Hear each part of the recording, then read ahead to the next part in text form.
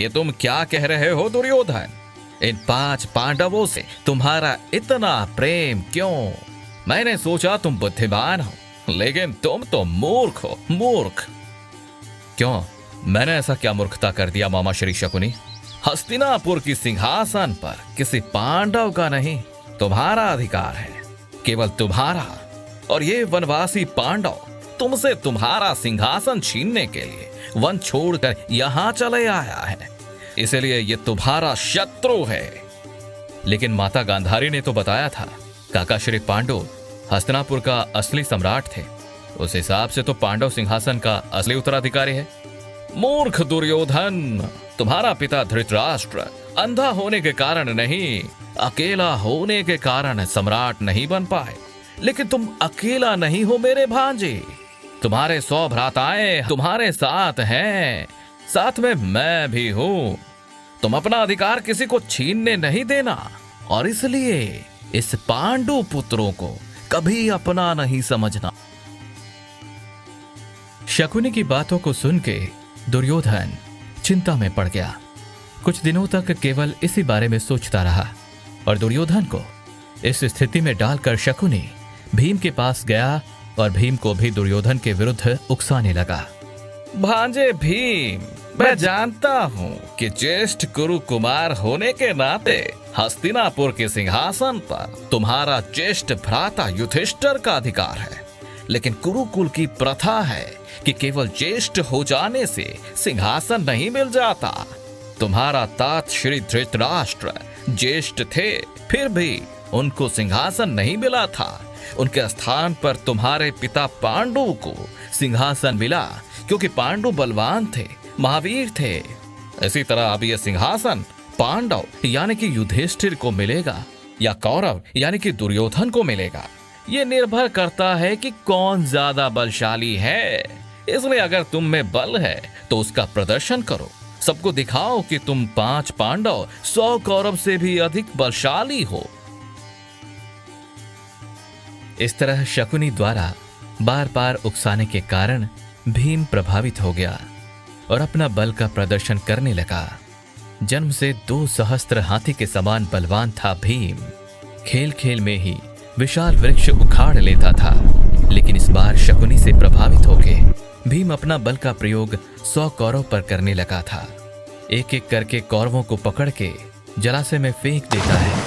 4-5 कौरव को एक साथ पकड़कर जलाशय में डुबकी लगा देता है और इतनी देर तक उन्हें पानी में अंदर रखता था कि वो सारे कौरव अधमरा सा हो जाते हैं और रक्षा करो की आवाज लगाते हैं।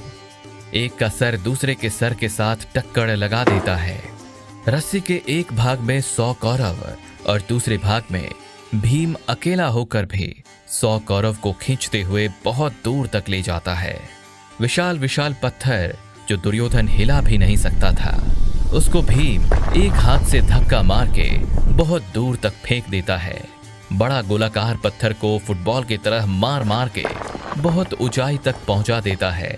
भीम के बाहुबल का प्रदर्शन सारे कौरवों को, विशेषकर दुर्योधन को विचलित कर देते हैं और उसके मन में भीम के प्रति क्रोध उत्पन्न हो जाता है। और शकुनी इस अवसर का लाभ उठाते हुए दुर्योधन के मन में और ज्यादा विष भर देता है और धीरे धीरे दुर्योधन पूरी तरह पांडव को अपना शत्रु समझने लगता है। मैंने तुमको पहले ही कहा था दुर्योधन, ये पांडव तुम्हारे शत्रु हैं। अब तो देख लिया भीम कैसे तुम्हारे और तुम्हारे भ्राताओं को पीड़ा पहुंचा रहा है। हाँ मामा श्री, अब मुझे भी लग रहा है कि आपने उचित कहा था। ये पांडव हमारा मित्र नहीं शत्रु हैं। लेकिन मामा श्री, हम करें तो क्या करें? भीम का बल देखा है आपने। हम 100 भ्राता मिलकर भी उसकी बाहुबल का बराबरी नहीं कर सकते और उसका शरीर भी वज्र जैसा कठोर है। देखा आपने कि कैसे विशाल विशाल शिलाओं को मस्तक के प्रहार से कैसे चकनाचूर कर देता है। ऐसे में किसी गदा की विशाल प्रहार भी उसको कोई कष्ट नहीं पहुंचा सकेगा। जहां बाहुबल काम ना आए वहां कौशल से काम करना पड़ता है भाजे दुर्योधन। कैसा कौशल मामा श्री? अपना मित्र बल बढ़ाओ और उचित अवसर की प्रतीक्षा करते रहो। मतलब अपने बलवान मित्रों की संख्या ज्यादा से ज्यादा बढ़ाओ और फिर उन सबको पांडवों के विरुद्ध उकसाते रहो। समझ गया मामाश्री।